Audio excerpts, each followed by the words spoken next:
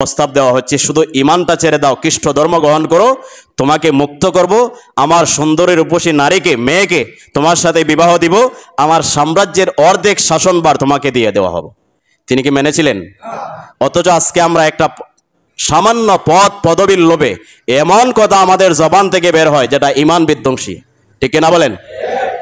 ইসলামও ভাবি না, ইমান আছে কিনা এটাও ভাবি না, এই সামান্য তুচ্ছ পদের একটু সুযোগ সুবিধার জন্য এমন কথা আমাদের জবান থেকে বের হয় যার মাধ্যমে ইমান চলে যায়।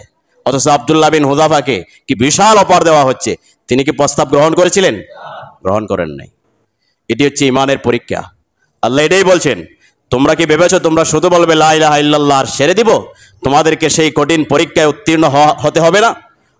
সম্মানিত মুসল্লিয়ানে কেরাম, মুআজ্জাজ মুকাররম মুরব্বিয়ানে কেরাম, যুবক ভাইয়েরা, মহান আল্লাহ রাব্বুল আলামিনের মহান দরবারে শুকরিয়া আদায় করছি যে আল্লাহ রাব্বুল আলামিন পবিত্র শাবান মাসের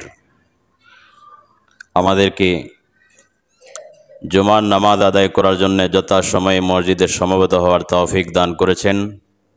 সেজন্য মালিকের দরবারে শুকরিয়া জ্ঞাপন করছি। সকলেই পড়ে নি আলহামদুলিল্লাহ। পবিত্র কোরআনুল করিম সূরা হামিম সেজদা 30-31 নম্বর আয়াতে কারিমা পাঠ করেছি। তেলাওয়াতকৃত আয়াতে আল্লাহ সুবহানাহু ওয়া তাআলা বলছেন, নিশ্চয়ই যারা বলবে রব্বুনা আল্লাহ, আমাদের রব হচ্ছেন আল্লাহ। আমাদের রবকে? জোরে বলেন চিল্লে, রবকে আমাদের?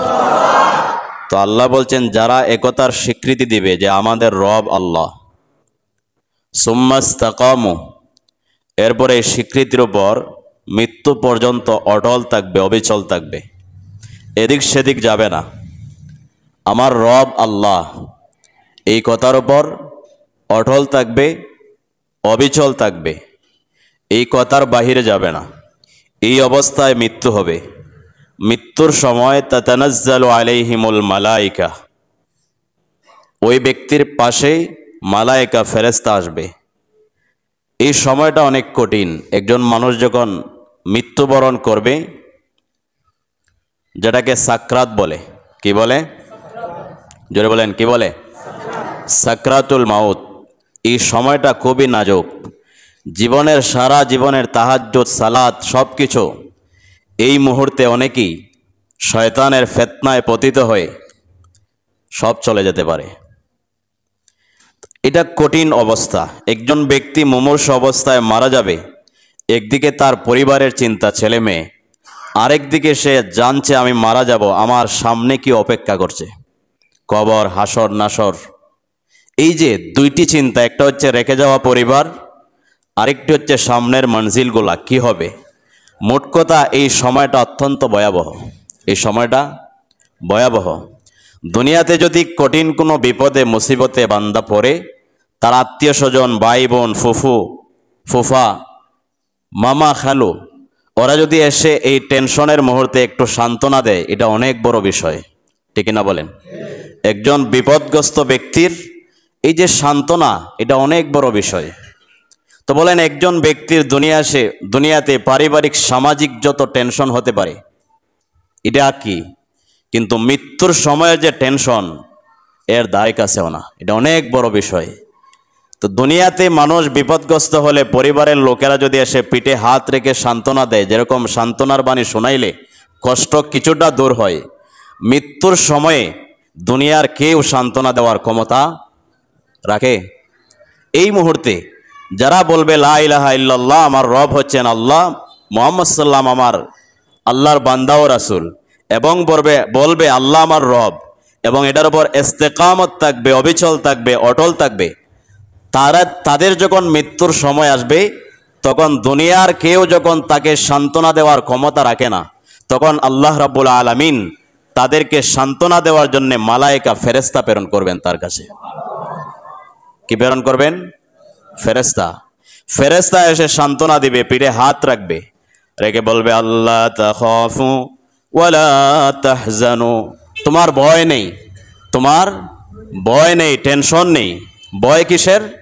সামনে কি অপেক্ষা করছে, কবর, হাসর নাসর, এই মঞ্জিলগুলাতে তোমার কোনো ভয় নেই। টেনশন কিসের?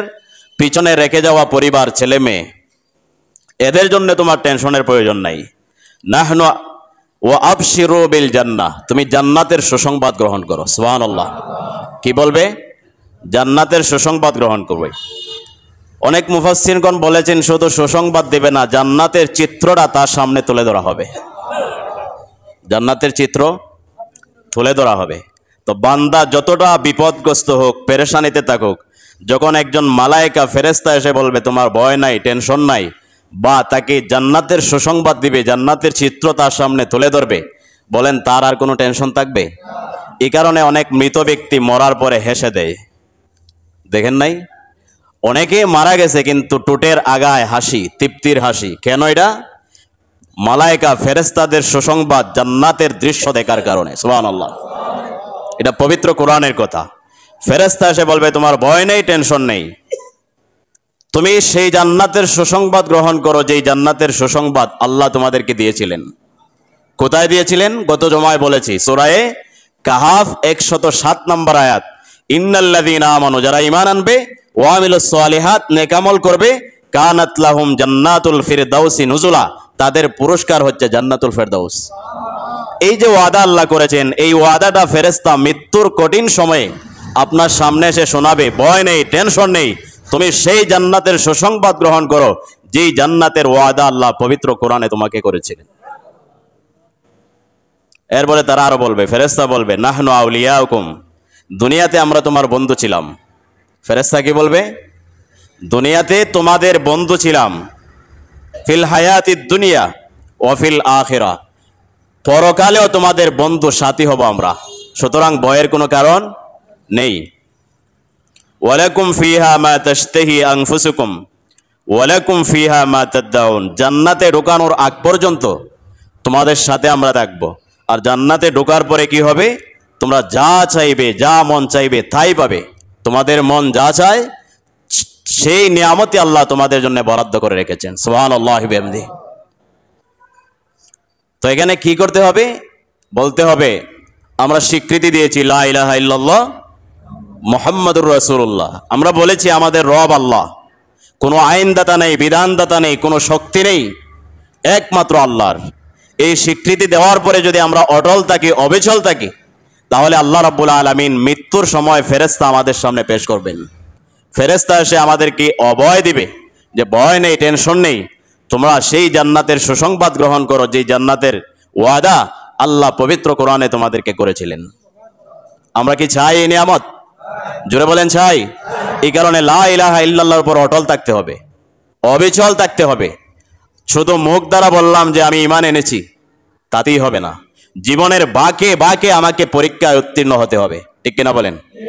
আল্লাহ রাব্বুল আলামিন পবিত্র কোরআনে বলেছেন, আম হাসিবতুম আন তাদখুলুল জান্নাতা ওয়ালাম্মা ইয়াতিকুম মাসালুল লাযীনা খালাউ মিন ক্বাবলিকুম মাসাতহুমুল বাসাউ ওয়াদ-দাররাউ ওয়া যুলজিলু। মানুষেরা কি মনে করেছে শুধু বলবে আমি ঈমান এনেছি তাতে আমি ছেড়ে দিব? না, তোমাদেরকে কঠিন পরীক্ষা দিতে হবে ঈমানের ভিত্তিতে। তোমাদের পূর্বেকার উম্মতের উপর তারা যেরকম ঈমানের দাবিতে সত্যবাদী হওয়ার জন্য পরীক্ষা দিয়েছে, তোমাদেরকেও সেই অগ্নি পরীক্ষায় উত্তীর্ণ হতে হবে। তাদেরকে আক্রমণ করেছিল টেনশন, ভয়, ভীতি, জালেমকে মুসাল্লাত করে দিয়ে আমি তাদেরকে বিপদ দিয়ে, মুসিবত দিয়ে তাদের ঈমানের পরীক্ষা আমি নিয়েছিলাম। তোমাদেরকে সেই পরীক্ষা দিতে হবে। কিরকম পরীক্ষা দিয়েছেন আগেকার উম্মত? বুখারী শরীফ সহিহুল বুখারী 3612 নম্বর হাদিস। বিশিষ্ট সাহাবী খাব্বাব ইবনুল আরাত রাদিয়াল্লাহু তাআলা আনহু, তিনি মক্কাতে যখন সাহাবায়ে কেরামের উপর ঈমান আনার কারণে নির্যাতন চলে, তখন সাহাবায়ে কেরামকে জ্বলন্ত আঙ্গারে রাখা হচ্ছে, পিটানো হচ্ছে, ঘোড়ার সাথে বেঁধে মরুভূমিতে ঘোরানো হইত। এই অবস্থায় খাব্বাব ইবনুল আরাত নবীজির কাছে আসলেন, এসে বললেন শাকাউনা ইলা রাসূলিল্লাহ, নবীজির কাছে অভিযোগ করলাম। কি বললাম? আলা তাস্তানসিরু লানা আলা তাদউল্লাহু লানা, হে আল্লাহর রাসূল আপনি আমাদের জন্য দোয়া করেন, আল্লাহর কাছে সাহায্য চান, কারণ মক্কাতে আমাদের টিকে থাকা ভয়াবহ অবস্থা, আমাদের উপর যে নির্যাতন শুরু হচ্ছে ঈমান আনার কারণে। আপনি কেন আল্লাহর কাছে দোয়া করেন না? কে বলছেন? একজন সাহাবী, নাম হচ্ছে খাব্বাব ইবনুল আরাদ। নবীজি হেলান দেওয়া ছিলেন, নবীজি বসলেন সোজা হয়ে বলছেন, হে খাব্বাব, তুমি কি হতাশ হয়ে গেছো? তোমাদের পূর্বে যারা ছিল ঈমান আনার কারণে ইউহফারু লাহু ফিল আরদ, জমিনে গর্ত করা হইতো। কি করা হইতো? গর্ত করা হইতো।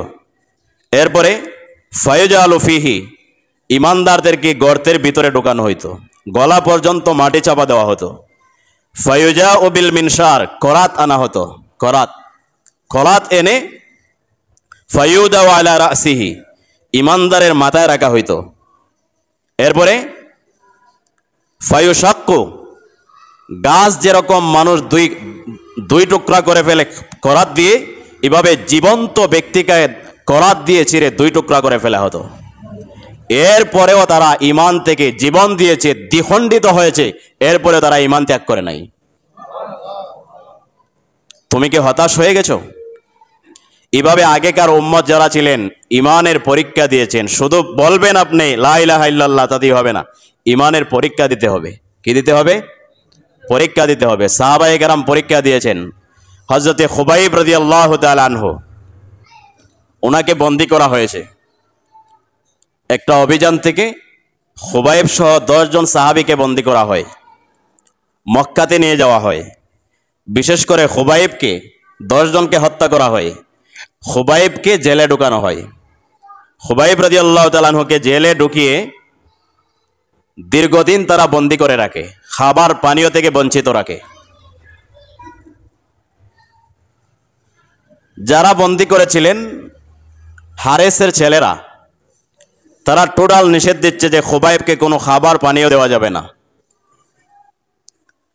হারিসের একজন মেয়ে ছিল, সে দেওয়ালের ফাঁক দিয়ে খুবাইবের দৃশ্য দেখতো যে খুবাইব রাদিয়াল্লাহু তাআলা আনহু একেবারে এই অবস্থায়, মুমূর্ষ অবস্থা, খাবার পানীয় বন্ধ।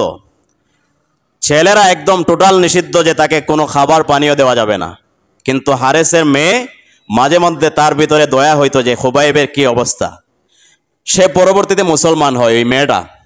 ওই মেয়েটা হাদিস বর্ণনা করেছেন যে আমি খুবাইবকে দেখতে যেতাম যে 1 সপ্তাহ যাবৎ তিনি খাবার ছাড়া, পানীয় ছাড়া সে কি অবস্থায় আছে। আমি কয়েকবার দেখতে গেলাম, গিয়ে দেখি খুবাইব তালাবদ্ধ, কিন্তু তার সামনে সুস্বাদু আঙ্গুর প্রস্তুত করা, যে আঙ্গুর না মদিনাতে ছিল না মক্কাতে ছিল। কে দিয়েছেন? জোরে বলেন, কে দিয়েছেন? এরপরে শেষ পর্যন্ত খুবাইব রাদিয়াল্লাহু তাআলা আনহুর ফাঁসির অর্ডার হয়, শুলিতে চড়ানো হবে। কিসের জন্যে? জোরে বলেন, কিসের জন্যে? শুলিতে চড়ানো হবে। খুবাইব রাদিয়াল্লাহু তাআলা আনহুকে রায় শোনানো হয়। খুবাইব ওই মেয়েটার কাছে বললেন, আমার আর কোনো চাওয়া নাই, আমাকে একটা খুর এনে দেন, বেলেট জাতীয় কিছু, যাতে তিনি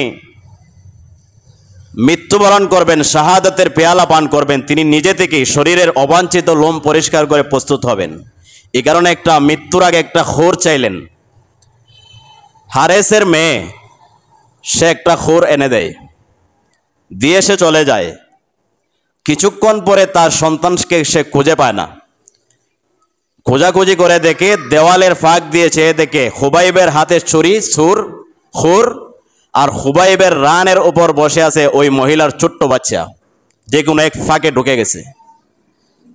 ওই মহিলা তার সন্তানকে যখন তার শত্রুর হাতে কুলে বসা দেখছে এবং শত্রুর হাতে দাঁড়ালো কুর, বলেন তার ভিতরে পানি আছে? কারণ কাফেররা তো তাদের কাছে মেয়েদেরও কোনো সম্মান নেই, ছোট্ট নাবালক সন্তানের কোনো সম্মান নেই, মহব্বত নেই, আছে? তারা এভাবেই ভেবেছে যে খুবাইব তো আমার সন্তানকে হত্যা করবে। কিন্তু একজন মুসলমান যত শত্রু হোক, একজন নাবালক শিশুকে আঘাত করতে পারে না। এটা ইসলামের শিক্ষা, ঠিক কিনা বলেন? আজকে দেখেন নাই, ইসরায়েলে 20,000-এর অধিক শিশু হত্যা করেছে, তো মুসলমানের পক্ষে সম্ভব? নেতানিয়াহুর ছোট্ট নাবালক সন্তানকে যদি আমরা পাই, আমরা কি হত্যা করতে পারবো? এটা ইসলামের শিক্ষা। যত বড় শত্রু হোক, নাবালক সন্তান এবং নারী যুদ্ধের আওতার ভিতরে পড়ে না। খুবাইব রাদিয়াল্লাহু তাআলা আনহু ওই মেয়েকে দেখলেন আতঙ্কগ্রস্ত। খুবাইব জিজ্ঞাসা করলেন, তোমার চোখের ভাষা আমি বুঝেছি, তুমি ভাবছো তোমার সন্তানকে আমি হত্যা করব। না, আমার নবী আমাকে এটা শেখান নাই। তুমি যত বড় শত্রু হও, আমার নাবালক সন্তান তোমার আমার শত্রু না, সে আমার কাছে নিরাপদ। শেষ পর্যন্ত তাকে ফাঁসির কাস্টে নিয়ে আসা হলো। খুবাইবকে জিজ্ঞাসা করা হলো যে তোমার শেষ কোনো চাওয়া আছে?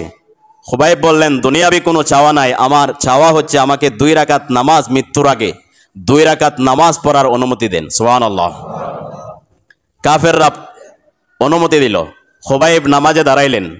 নামাজে দাঁড়ানোর পরে তিনি অতি সংক্ষেপে 2 রাকাত নামাজ পড়লেন। নামাজের সালাম ফিরিয়ে খুবাইব বললেন, আমি নামাজে দাঁড়ানোর পরে নামাজের ভিতরে এত মজা পাচ্ছিলাম, মনে হচ্ছিল আমি দীর্ঘক্ষণ রুকু করি, সেজদা করি, কিন্তু আমি সংক্ষেপ করেছি কেন? আমি যদি নামাজের ভিতর দীর্ঘ করি তাহলে আমার ইতিহাস লেখা হবে, তোমরা ইতিহাস রচনা করবে খুবাইব মৃত্যুর ভয়ে নামাজে দাঁড়িয়ে টালবাহানা করেছে। এই কারণে আমি মজা পাচ্ছিলাম, আমার জীবনের সর্বশেষ সালাত আমি চাচ্ছিলাম অত্যন্ত ধীরস্থিরে পড়ি, কিন্তু আমার ইতিহাস যাতে তোমরা বিকৃত করতে না পারো একজন মর্জে মুজাহিদের, এই কারণে আমি নামাজ সংক্ষেপ করেছি। 2 রাকাত নামাজ পড়েছেন। এরপরে তাকে শুলিতে ঝোলানোর আগ মুহূর্তে তিনি কবিতা পাঠ করছেন, ওয়ালাস্তু উবালি হিনা উক্তালু মুসলিমা, আমার কি আফসোস, কি টেনশন, আমি যখন দ্বীনের জন্যে, ইমানের জন্যে, মুহাম্মদ সাল্লামের জন্যে আমি আমার জীবন দিব, এই জীবন দেওয়াতে আমার কোনো আফসোস নেই, এই জীবন দেওয়া আমার সম্মানের। তিনি শাহাদাত বরণ করলেন। শুলিতে চড়িয়ে তাকে প্রস্তাব দেওয়া হলো, খুবাইব তোমাকে আমরা ছেড়ে দিব, শুধু একটা কথা বলতে হবে। কয়টা কথা? একটা কথা বলতে হবে। কি কথা?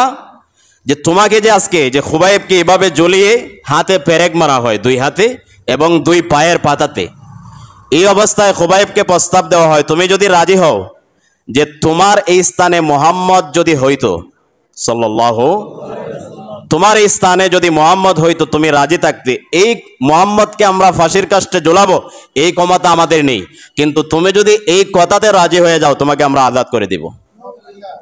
হাদিস শরীফে এসেছে, খুবাইব রাদিয়াল্লাহু তাআলা আনহু এই অবস্থায় চক্ষু লাল করে বলছেন, মুহাম্মদ সাল্লামকে এই অবস্থায় কেন, মুহাম্মদ সাল্লামের পায়ে একটা কাঁটা বিদ্ধ হবে, এটা আমি খুবাইব 1000 বার মৃত্যুবরণ করব, কিন্তু সেটা আমি বরদাস্ত করব না। ঈমান দেন নাই, শেষ পর্যন্ত জীবন দিয়েছেন। এটি হচ্ছে ঈমানের পরীক্ষা, ঈমানের পরীক্ষা। ইব্রাহিম আলাইহিস সালাম তাওহীদের দাওয়াত দিয়েছেন। ইতিহাস জানি, ইব্রাহিম আলাইহিস সালামকে ঈমানের দাওয়াত দেওয়ার কারণে, তাওহীদের দাওয়াত দেওয়ার কারণে ইব্রাহিম আলাইহিস সালামকে গ্রেফতার করা হয় এবং ইব্রাহিম আলাইহিস সালামের বাবা চাচা নমরুদকে সাহায্য করে নিজ সন্তানকে জালেমের হাতে তুলে দেয়। ইব্রাহিম আলাইহিস সালামের ব্যাপারে রায় হয়, নমরুদ ঘোষণা দিল বিশাল অগ্নিকুণ্ড প্রস্তুত করো। প্রস্তুত করা হলো। ইব্রাহিম আলাইহিস সালামকে আগুনে নিক্ষেপ করা হলো। জিব্রাইল আলাইহিস সালাম এসে বলছেন যে, হে ইব্রাহিম তুমি কি সাহায্য চাও? ইব্রাহিম বললেন, তোমার কাছে আমার সাহায্যের প্রয়োজন নাই, যে আল্লাহর তাওহীদ একত্ববাদের দাওয়াত দিয়ে আমি জীবন দিচ্ছি তিনি আমাকে দেখতেছেন, তিনি আমার জন্য যথেষ্ট, তুমি চলে যাও। ইব্রাহিম আলাইহিস সালামকে অগ্নিকুণ্ডে নিক্ষেপ করা হয়। ইব্রাহিম আলাইহিস সালামকে অগ্নিকুণ্ডে নিক্ষেপ করার পরে নমরুদ বিশাল আসন প্রস্তুত করেছে অনেক উঁচু করে, যাতে সে মজা দেখতে পারে। ইব্রাহিম আলাইহিস সালামকে আগুনে নিক্ষেপ করার পরে নমরুদ আসনে বসে দেখে যে ইব্রাহিম আলাইহিস সালাম একটি আসনে আগুনের ভিতরে আরামসে বসে আছেন। কারণ আল্লাহ পাক হুকুম করেছেন আগুনকে, ইয়া নারু কুনি বারদাও ওয়া সালামান আলা ইব্রাহিম, হে আগুন তুমি আমার ইব্রাহিমের জন্য শীতলদায়ক হয়ে যাও। নমরুদ এই দৃশ্য দেখে সে আসনে বসে দাঁত কামড়িয়ে আগুনের উপর অভিশাপ দিচ্ছে যে, হে আগুন, দীর্ঘদিন পর্যন্ত পুরা জাতিকে নিয়ে তোমার গোলামি করলাম, তোমাকে পূজা দিলাম, তুমি কি আমার বড় শত্রু ইব্রাহিমকে জ্বালাইতে পারো না? মুফাসসিরিনে কেরাম বিভিন্ন তাফসিরে এসেছে আল্লাহ পাক আগুনের জবান খুলে দিলেন। আগুন কথা বলছে, আগুন বলছে আমার ভিতরে জ্বালানোর ক্ষমতা আছে কিনা তুমি একবার এসে দেখো, তুমি একবার এসে দেখো।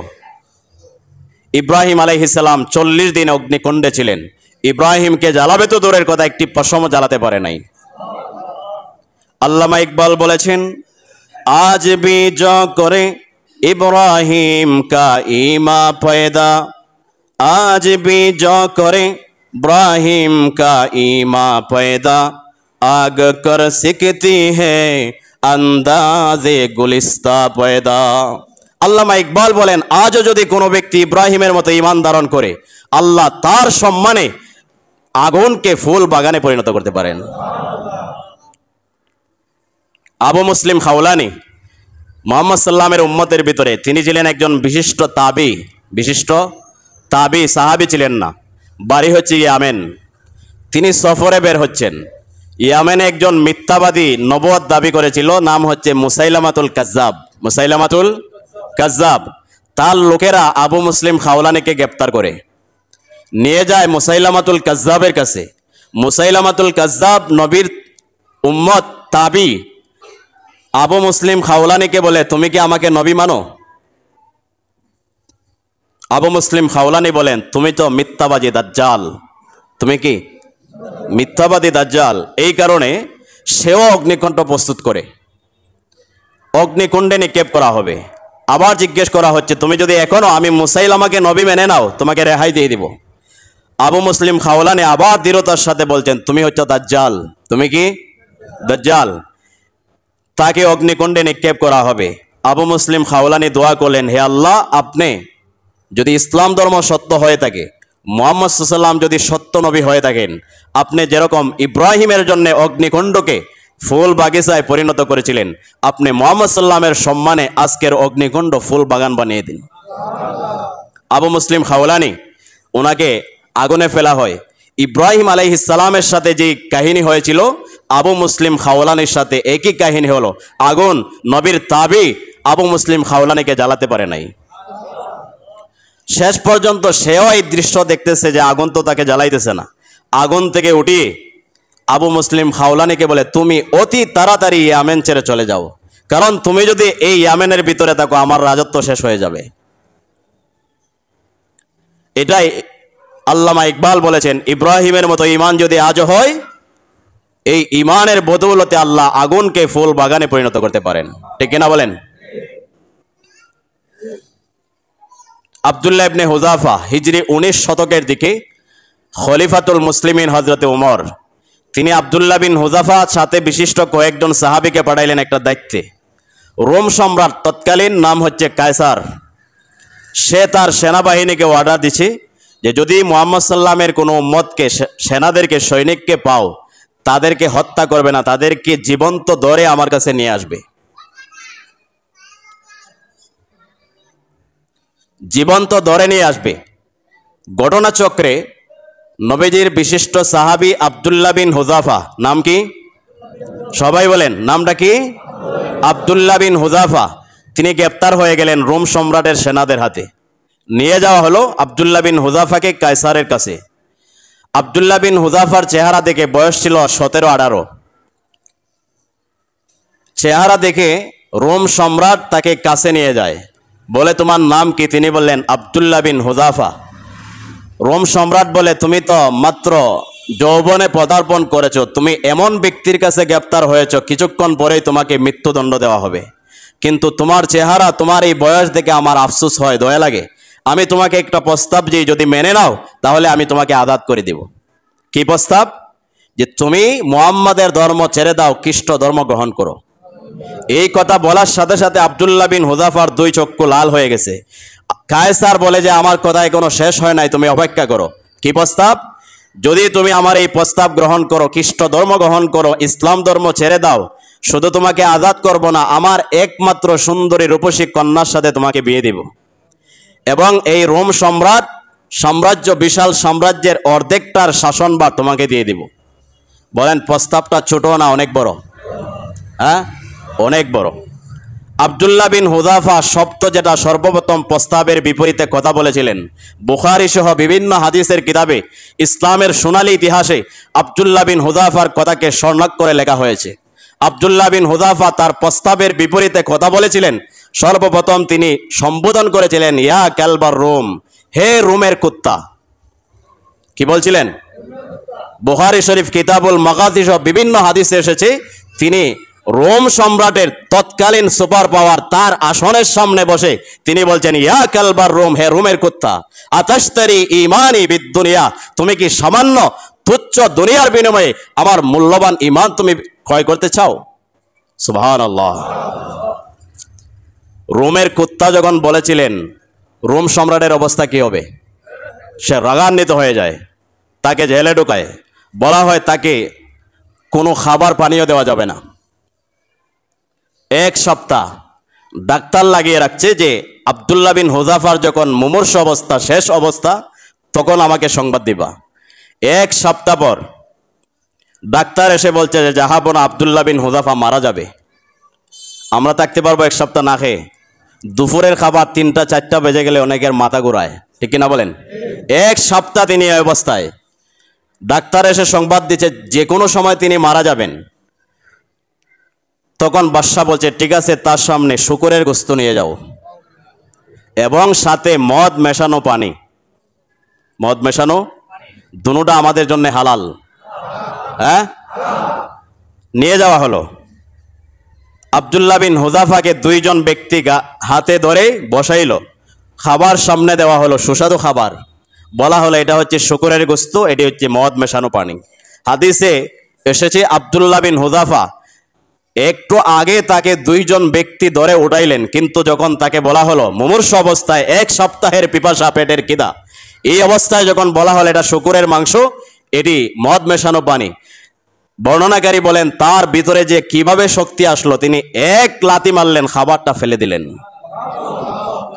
শেষ পর্যন্ত বাদশাকে জ্বালানো হলো।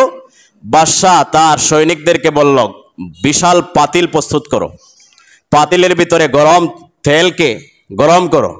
যখন তেল উত্তপ্ত করা হলো, আব্দুল্লাহ বিন হুযাফা সহ তার সাথীদেরকে নিয়ে আসা হলো, হাত পা বেঁধে নিয়ে আসা হলো। আব্দুল্লাহ বিন হুযাফাকে আবার প্রস্তাব দেওয়া হলো যে আব্দুল্লাহ, তুমি অনেক কিছু করেছো, আমাকে অপমান করেছো, আমি সব কিছু বলে যাব যদি আমার প্রস্তাব তুমি গ্রহণ করো। আব্দুল্লাহ বিন হুযাফা এবারও বললেন আমি জীবন দিতে প্রস্তুত, কিন্তু ঈমান দিতে প্রস্তুত নই। শেষ পর্যন্ত বাদশা এখানে চালাকি করলো, আব্দুল্লাহ বিন হুযাফাকে তেলে নিক্ষেপ না করে আব্দুল্লাহ বিন হুযাফার 2 জন সাথীকে আব্দুল্লাহ বিন হুযাফার চোখের সামনে জ্বলন্ত তেলে নিক্ষেপ করলো। হাদিসে শব্দের সাথে সাথে 2 জন সাহাবী, নবীর সৈনিক, সাথে সাথে কাবাব হয়ে গেলেন। এই দৃশ্য দেখার পরে আব্দুল্লাহ বিন হুযাফা নিজেকে আর ঠিক রাখতে পারেন নাই, তিনি কান্নায় ভেঙে পড়লেন। বাদশা মেসেজ বুঝলো উল্টাটা, সে ভাবছে যে তার সাথীদের মৃত্যুর কারণে সে মৃত্যুর ভয়ে আব্দুল্লাহ বিন হুযাফা দুর্বল হয়ে কাঁদতেছে। আব্দুল্লাহ বিন হুযাফাকে নিয়ে যাওয়া হচ্ছে। বাদশা বলছে থামো, হে আব্দুল্লাহ বিন হুযাফা, তোমার চোখে পানি দেখে বুঝছি যে তুমি ভয় পেয়েছো। আব্দুল্লাহ বিন হুযাফা তখনও শঠান হয়ে দাঁড়িয়ে বলছেন যে তুমি ভুল বুঝেছো, আমি মৃত্যুর ভয়ে কাঁদি না, আমি কাঁদতেছি এই কারণে যে আমাকে তো আল্লাহ জীবন দিয়েছেন মাত্র একটা, আমাকে তেলে নিক্ষেপ করার সাথে সাথে আমার একটা জীবন সাথে সাথে শেষ হয়ে যাবে।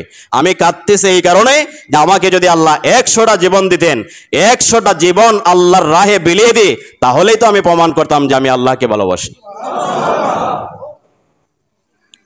আব্দুল্লাহ বিন হুযাফার এই কথা শুনে চোখে পানি কিন্তু টুটে হাসি। তখন বাদশাহ কায়সার বলে যে তুমি যেহেতু মৃত্যুকে ভালোবাসো, তোমার কাঙ্ক্ষিত ভালোবাসার বস্তু আমি তোমাকে দিব না, তার বাঁধন খুলে দাও। বাঁধন খুলে দিল। এরপরে বলল অভিনব কায়দায় সে একটা প্রস্তাব দেয় যে তুমি যদি আজকে এই জনসম্মুখে আমি বাদশাহ কায়সারের কপালে একটা চুমু দাও, তাহলে তোমাকে মুক্ত করে দিব।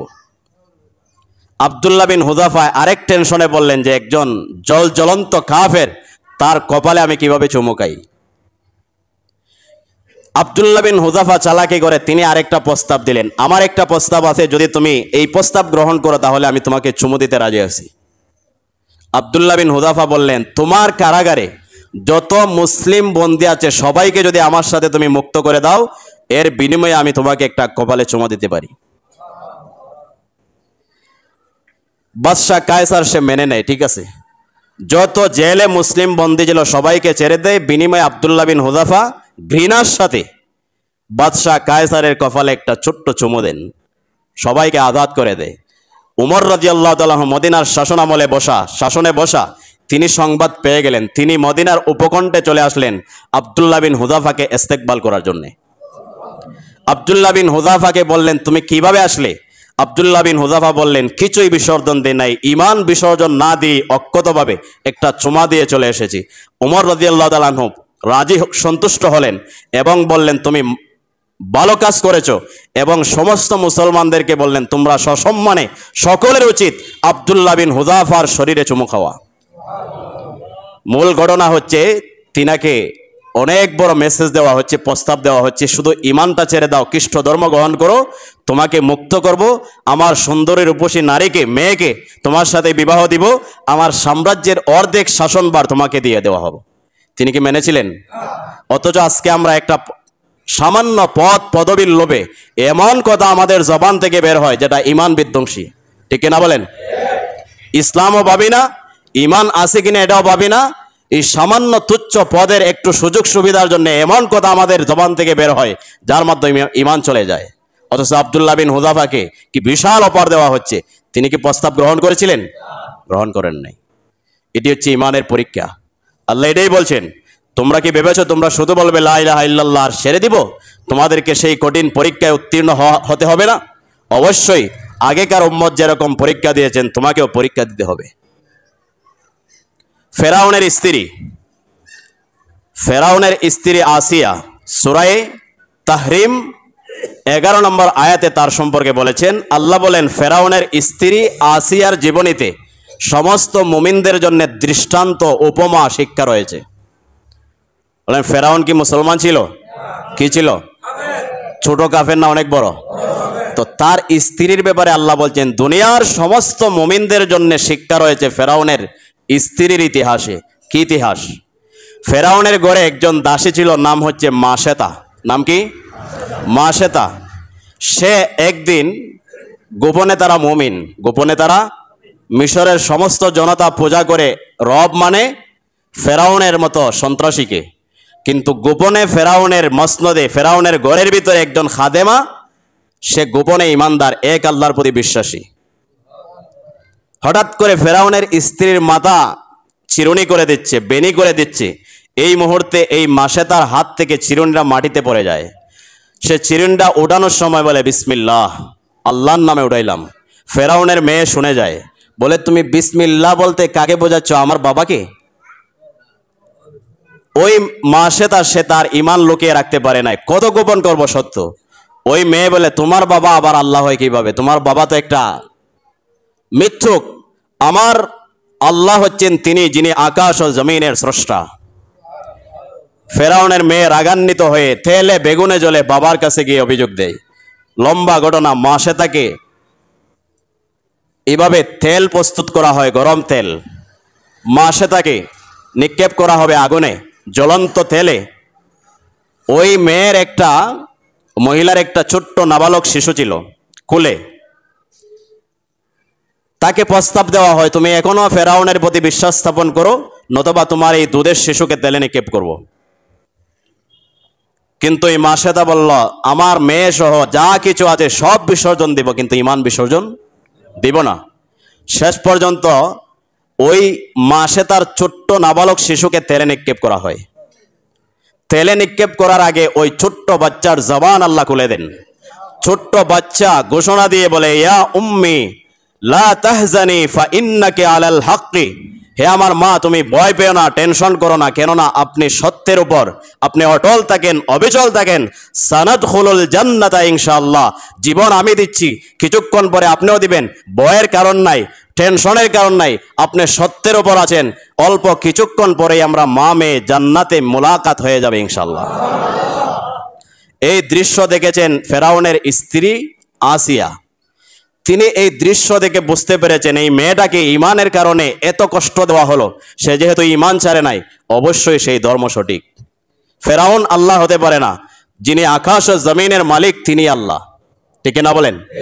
গোপনে এই মেয়ের এই ত্যাগ দেখে, মাশেতার ত্যাগ দেখে ফেরাউনের স্ত্রী আসিয়া গোপনে এক আল্লাহর প্রতি বিশ্বাস স্থাপন করেন। শেষ পর্যন্ত আসিয়াকে কি করা হয়? জানাজানি হয়ে যায়, লম্বা ঘটনা। আসিয়াকে এইভাবে তেলে নিক্ষেপ করা হয়।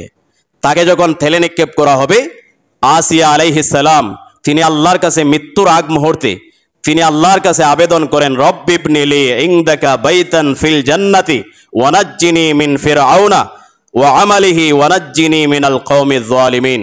হে আল্লাহ, আমি আপনার জন্য জীবন দিচ্ছি, সব বিসর্জন দিচ্ছি। আমি বুঝতে পেরেছি আমার কিছুক্ষণ পরেই মৃত্যু হবে। আমি আপনার জন্য যেহেতু মৃত্যুবরণ করছি, জীবন দিচ্ছি, দয়া করে, আমার দুনিয়াতে আর চাওয়া পাওয়া নাই, দয়া করে আপনি হাসরে আপনি আমার জন্য, আপনি যেই জায়গায় থাকেন আপনার পাশে আমার জন্য একটা ঘর বানিয়ে দিন। মুফাসসিরিনে কেরাম লিখেছেন, তিনাকে যখন তেলে নিক্ষেপ করা হয়, মৃত্যুবরণ করবেন, এই মুহূর্তে ফেরেশতারা আসিয়ার জন্য যে বাড়ি জান্নাতে প্রস্তুত করা হয়েছে, বরাদ্দ করা হয়েছে, সেই জান্নাতের ছবি এই আসিয়া আলাইহিস সালামের চোখের সামনে আল্লাহ তুলে ধরলেন। এই জান্নাত দেখে দেখে আসিয়া আলাইহিস সালাম শাহাদাতের কোলে ঢলে পড়লেন, জীবন দিয়ে দিলেন। এটি আল্লাহ বলছেন সূরা তাহরিমের 11 নম্বর আয়াত, ফেরাউনের স্ত্রীর ইতিহাসে তোমাদের জন্য শিক্ষা রয়েছে। সে তার পদ পদবী একজন ফার্স্ট লেডি ছিল। ফেরাউনের মতো শাসকের স্ত্রী হওয়া সত্ত্বেও সে পদের লোভে, দুনিয়ার লোভে ঈমান বিসর্জন দেন নাই, জীবন দিয়েছে। আল্লাহ বলছেন সমস্ত মুমিনদের জন্য ফেরাউনের স্ত্রীর জীবনীতে ইতিহাস শিক্ষা রয়েছে। আছে কিনা নাই? অসংখ্য ইতিহাস আমাদের আগেকার উম্মত ইসলামের উপর টিকে থাকার জন্য, ঈমানকে রক্ষা করার জন্য জীবন দিয়েছেন। ঠিক না বলেন? এখান থেকে আমাদের শিক্ষা নিতে হবে, সামান্য দুনিয়ার বিনিময়ে আমরা যাতে আমাদের ঈমান হরণ না করি।